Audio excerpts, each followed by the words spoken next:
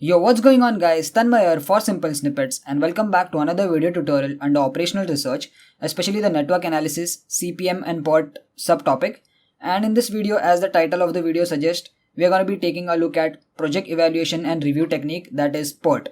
So in the previous video of this entire tutorial series, we saw what is CPM, and before that we also saw what is network diagrams, how to draw network diagrams. So if you don't know what these things are, I would recommend that you check them out because we're going to be performing the CPM in this video also. And coming back to today's topic, so PERT is another network analysis tool which again is used in project management, and it is used to analyze and represent the tasks involved in completing a given project. Okay, so just like CPM, PERT is also a network analysis tool, but it is definitely different than CPM. We'll see the differences in a minute. So project management and review technique is appropriate for projects wherein the time needed to complete different activities is not known.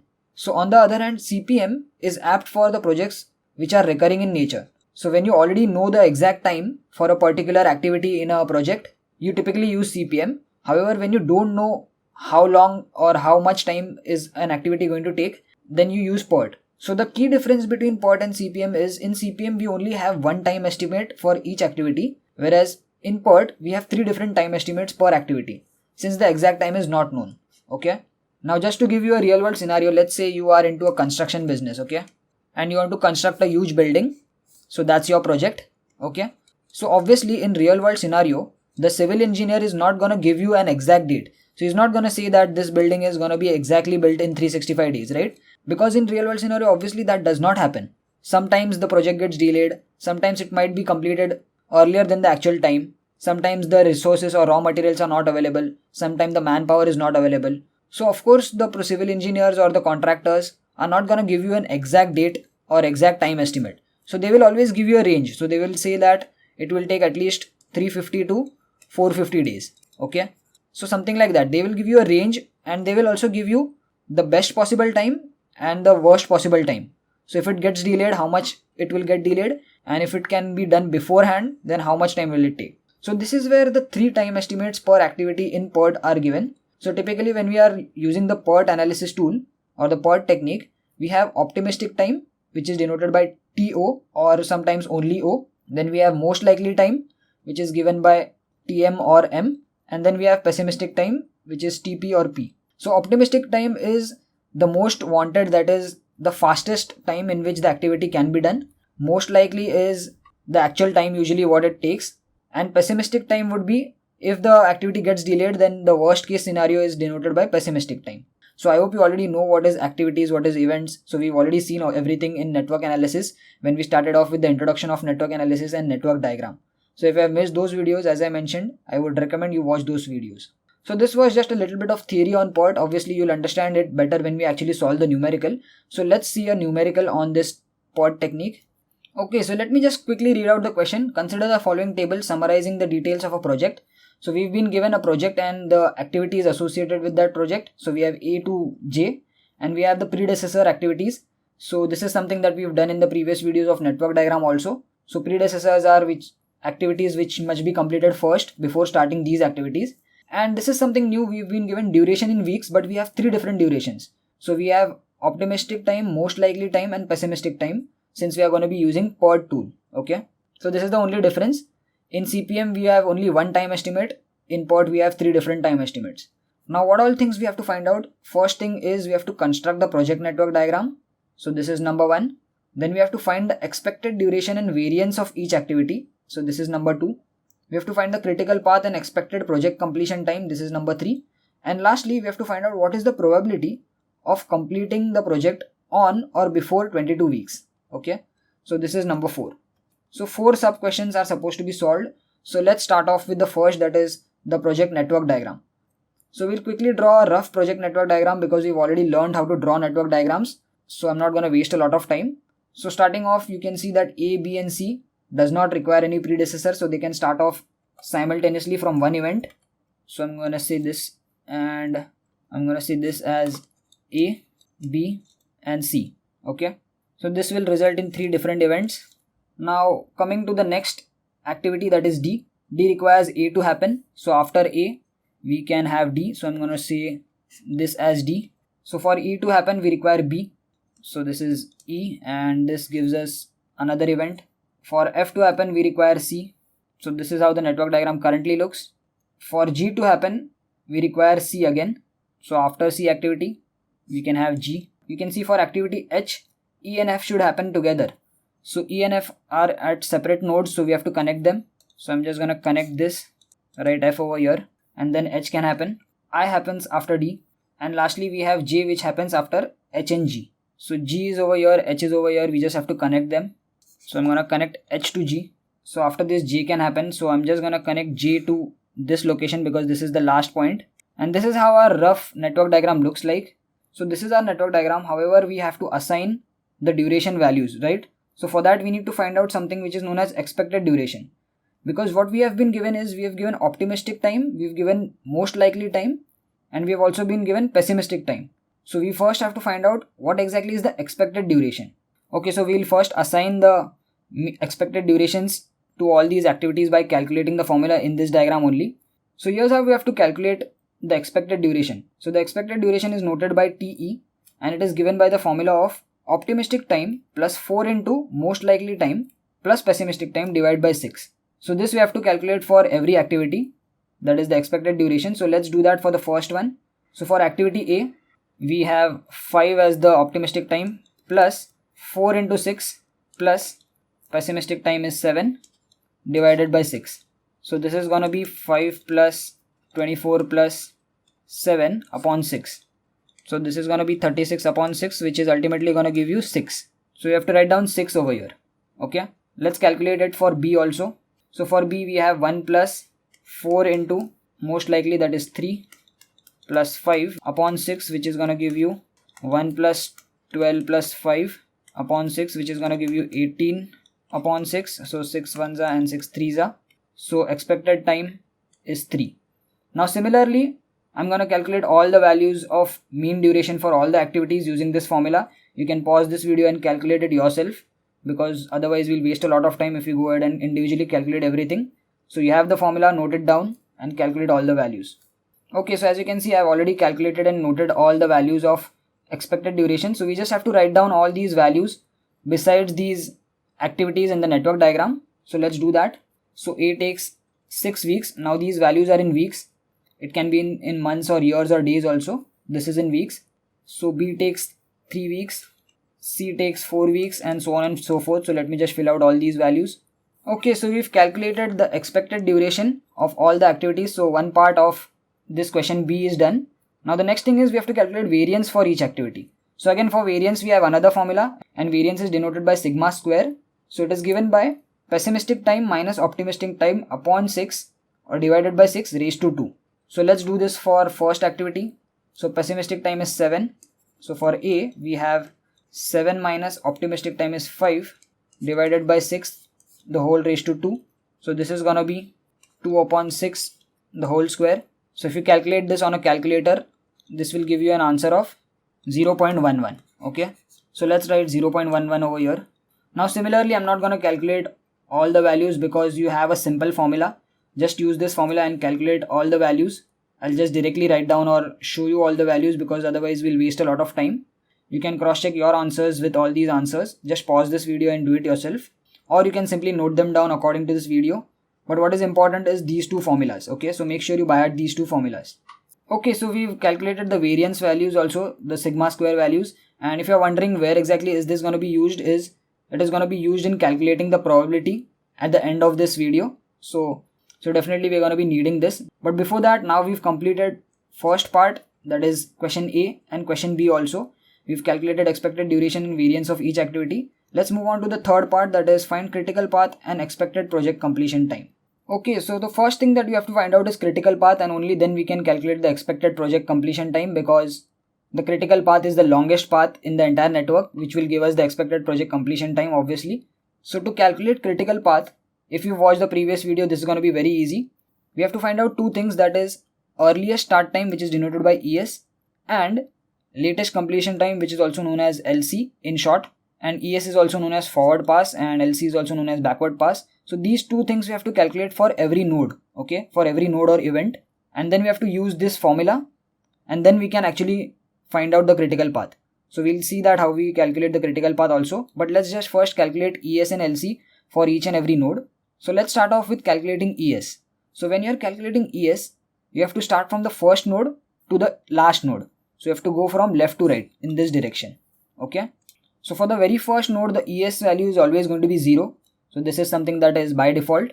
And now let's calculate ES value for the second node. So we have to use this formula ES of j is equal to max of ES of I plus distance between the two nodes. Okay. So when you are calculating ES value, that is early start value of second node, we are coming from first node to second node, right? So from 1 to 2, so this is going to be ES of I, and this is something that we are calculating, which is going to be ES of j. And the distance between the two is going to be given by the weeks, that is 6. Okay, that's why it is in pink over here. So now we have to just use this formula. ES of I is 0 over here, plus distance between the two is 6, and this max is only used when we have two activities coming in at the same node. So right now we only have one activity which is coming in at second node, right? So we are not going to be taking the max out of the two. So you'll understand when we are going to be using max in a minute, when there is a situation where multiple activities come in at the same node. So this gives us the value of 6. So I'm going to write 6 over here. Similarly, let's calculate the ES value for the fourth node coming from first node. Okay. So again, the same thing. ES of I is going to be this 0, and ES of j is this node, that is the second node. So ES of j is something that we are finding out, we are trying to find out. So ES of I is 0, plus the distance between the two is going to be 4, which is going to give you 4. So I'm going to write 4 over here. So now let's speed up and calculate ES values for other nodes also. So when you're coming from 2 to 5, that is over here, the ES value of fifth node is going to be ES of I, and in this case ES of I for the fifth node is this. So it's going to be 6 plus the distance between 2 and 5, which is 2. So 6 plus 2 is going to give you 8. Let's calculate the ES value for node number 3 because only one arrow is coming in. So it's going to be 0, that is ES of I. So for node number 3, ES of I is ES value of the previous event or node, which is 0 over here. So 0 plus the distance between the two is 3. So this is going to be 3. Now let's calculate the ES value for sixth node. So as I mentioned, since there are two activities coming in for the sixth node, we have to calculate two different ES values. So for the first ES value, we have to come from 3 to 6. And when we come from 3 to 6, the ES value is going to be 3 plus 3, right? So it's going to be 3 plus 3, which is equal to 6. But when we come from 4 to 6, the ES value is going to be 4, that is ES of I, plus the distance between them. So when we come from 4 to 6, the ES value is going to be 4 plus the distance between them, that is 4 plus 5, which is going to be 9. Now according to our formula, out of the two values, that is 6 and 9, we have to select the maximum one. So this is where the maximum value is used. So let's write down 9 over here. And now I hope you've got an idea of where exactly this max is used. Okay. So similarly, let's calculate ES value for 7. Again for 7, we have two activities coming in at the same node. So we can come from 4 to 7. And when we come from 4 to 7, we have ES value as 4 plus 3, which is 7. When we come from 6 to 7, we have 9 plus 5, which is 14. And obviously 14 is greater out of 7. So we have to write 14 over here. So only one last node is left, that is node 8. So for node 8, we can come in two directions. So two activities come over here. We can come from 5 to 8. So when we come from 5 to 8, we have 8 plus 5, which is equal to 13. And when we come from 7 to 8, we have 14 plus 3, which is 17. So obviously 17 is greater, so we're going to write 17. Okay, so we've calculated all the ES values. Now let's calculate the LC values. And for LC, we have to go exactly in the opposite direction. That is starting from the last node till the very first node. So in the right to left direction. And the formula is also different. So let's see how to go about this. So starting from the 8th node, that is the last node, the value of LC for the last node is always going to be equal to the ES value. So this is going to be 17 and 17 always. And now we are going in reverse direction. Okay, so we are going like this.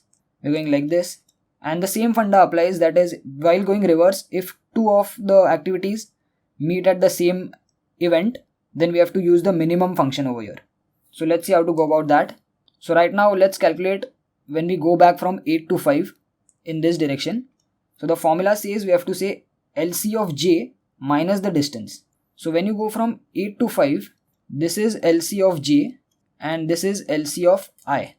So we are calculating LC of I, that is LC of the previous node, right? So it is given by minimum of LC of j. So here LC of j is 17. So that is 17 minus the distance between the two, which is 17 minus 5. So this is going to be equal to 12. Okay, so I'm going to write 12 over here. So I hope you're getting how to calculate LC values. Let's calculate LC value for 7th node. So we are going in this backward direction now. So again applying the same logic, LC of j. So in this case LC of j is 17 minus the distance between 8 and 7 is 3. So this is going to be equal to 14. So I'm going to write 14 over here. So now we can calculate LC value for 6 also, because only one arrow is starting from this event. If there were two arrows or two activities starting from one single event, then we need to consider two different LC values. Okay. So right now, since there is only one arrow coming from, or one activity coming from 6 to 7, we can say 14 minus 5, which is going to be equal to 9. Okay. So using this same formula, let's calculate LC value for second node. So coming in this direction, so LC of j is 12 over here. So 12 minus the distance, that is 2. So this is going to be 10. Let's calculate LC value for the third node coming from sixth node. So 9 minus 3, which is going to be 6. Now let's calculate LC value of the fourth node. So for fourth node, you can see we have two activities starting off from the fourth node. So while coming back, we also have two different options, right? We can come from 6 to 4 and 7 to 4. So while calculating LC, when there are two activities starting from one node, so then we have to come back from both the two nodes and calculate two different LC values and then take the minimum out of the two.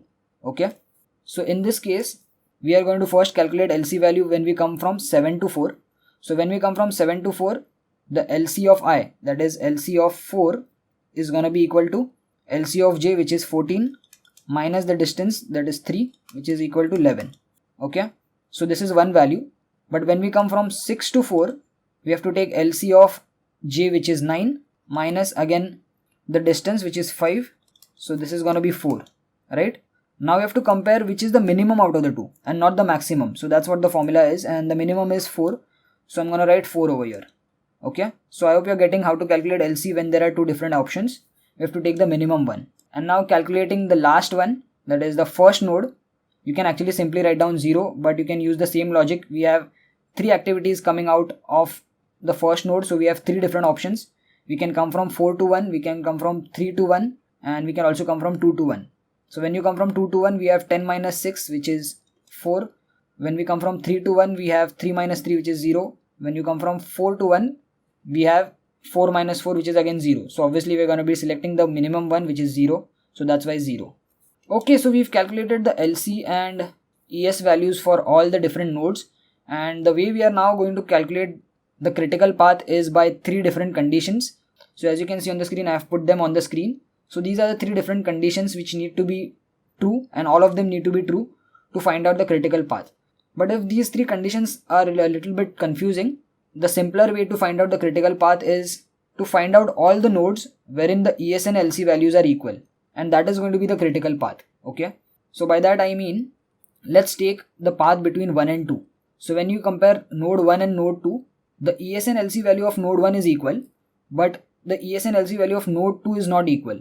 So this is not a critical path. Okay. Similarly, you can compare 1 and 3. Again, ES and LS value of node 3 is not equal. So this is not a critical path. But now if you compare the node 1 and 4, ES and LC value of node 1 is equal, that is 0 and 0. ES and LC value of node 4 is also equal, that is 4 and 4. So this is basically a critical path. Okay. So let's mark the critical path with a red line. So this is the first path. Let's move ahead and let's see where exactly we can find out another critical path. Now we can go from 4 to 7 and 7 to 8 also, or we can go from 4 to 6, 6 to 7 and 7 to 8. So we have two options. We can go like this and like this, or we can also go from 4 to 7 and 7 to 8, because all of their ES and LC values are equal, right? You can see. But now by the definition of critical path is always going to be the longest path. So how do we find out the longest path? By taking an addition of the activities between them. So since we have two different options, let's calculate the total of the first critical path. So we'll go from 1 to 4 to 6 to 7 and then to 8. So 1 to 2 we have 4, plus 4 to 6 we have 5, and we are taking a total of the weeks of activities. Okay. Then we have 6 to 7, which is again 5, plus then we have 7 to 8, which is 3. Okay. So this is going to be equal to 17. And if you see the second option, which is going to be 1 to 4 to 7 to 8, obviously the total is going to be less than 17 because 4 plus 3 plus 3 is equal to 10, right? So 10 is obviously less than 17. So our actual critical path is this entire critical path, and we are only going to be considering the longest one. So because that is the definition of critical path. Okay, so we found our critical path, and the expected project completion time is going to be the completion time, which is going to be addition of all the critical activities. So all the activities on the critical path, that is C, F, H and J, are the critical activities. So we have to take a total. So 4 plus 5 plus 5 plus 3, that is going to be 17 weeks. Is the final answer of project completion time, that is expected project completion time. Okay, so we are done with the third sub question. Now let's move on to the last one, that is what is the probability of completing the project on or before 22 weeks. So for the last part, that is we have to calculate the probability that the project completes under 22 weeks. So what we have to do is we have to first make a list of all the critical activities. So we've noted that C is a critical activity, we've noted that F is a critical activity, we've noted that H is the critical activity and J is a critical activity, right? So we just found that out. So I have noted them down in a separate table. I have written the mean duration time, that is estimated time for individual activities. So this is something that we calculated over here. So let me just show it to you. So these are those mean values, right? Mean duration. So this is something that we calculated by using this formula. So I've just noted down only those activities which are on the critical path and noted their mean duration times and their variances. Okay. And what I've done is I've taken a total of the mean duration time, which is 17. So 4 plus 5 plus 5 plus 3. And I've taken the total of variance, which is denoted by sigma square, which is 4.77. Now the formula to find out probability that the project completes on or before 22 weeks is given by P of x less than equal to 22. So it is less than or equal to 22 because we have to find out the probability that the project completes on or before 22 weeks. So that's why less than or equal to 22. Okay. And it is given by x minus mu upon sigma. So what is this x, what is this mu, and what is this sigma? So this x value is basically the 22 value. Okay. So whatever value is given to us in the question, that is what is the probability that it completes in 20 weeks or 21 weeks or 25 weeks. So whatever that value is given is actually the x value. This mu is actually the mean duration time. Okay. And it is basically the total mean duration time of all these critical activities. So this is going to be 17. This x value is going to be 22. And this sigma is basically square root of variance. Okay. So we first have to find out square root of this 4.77. So sigma is equal to square root of sigma square. So this is basically standard deviation, and this is variance, that is square of standard deviation is variance. So you have to find out the square root of sigma square, which is equal to square root of 4.77. And if you calculate this on a calculator, the answer will be 2.18. Okay. So we found out the last value that we have to substitute in the formula. So let's use this formula. P of x less than equal to 22 is given by 22 minus this mu value is 17, which is mean duration, that is the total of mean duration, the whole upon sigma, which we just found out, so 2.18. And when you actually finally calculate this on a calculator, you'll get the final answer of probability of, and this whole term is denoted by z, which is less than equal to 2.29. So ultimately we have to find out the probability of z less than equal to 2.29. So this is where you have to use a standard distribution table chart. So I'll put that chart somewhere on the screen, as you can see. So on the chart you can see that we have z over here, and then we have a complete column, and then we have a row. So right now what we have to find out is where exactly 2.29 value falls in this entire table. So what we have to do is we have to take the first two digits, that is 2.2, and we have to look up in the column value. So you can see 0.0, 0.1, 0.2. So you have to go down till we get 2.2. So this is where you get 2.2. Okay. So you have to mark this row, and then for this remaining part, that is 0.09, you have to look up in the row. So you can see 0.00, 0.01, 0.02. So at the last you can see 0.09. So our answer is 2.2 plus 0.09, right? So we found 2.2 in the row over here. So I have marked the row, and now we have to look up for the column. So the last column is 0.09. So wherever the value intersects of 2.2 and 0.09. That is our probability. Okay, so in this case the value is 0.98899.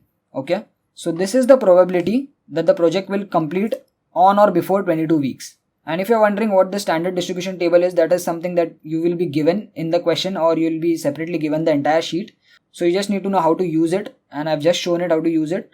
So you have to find out the first two components, that is 2.2 on the column of the z value, and then the remaining part, that is 0.09 or 0.06 or whatever the 0.0 value is, you have to find out on the row, and then you have to select the intersecting value, and that is going to be our actual probability. Okay, so this completes the entire numerical. We've solved the fourth part also, and this will be the end of this PERT technique. So yeah, that's it for this video, guys. I hope you got a very good idea about how to use this PERT network analysis tool and how it is different from CPM.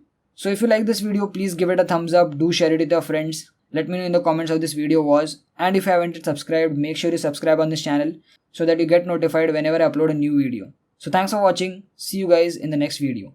Peace.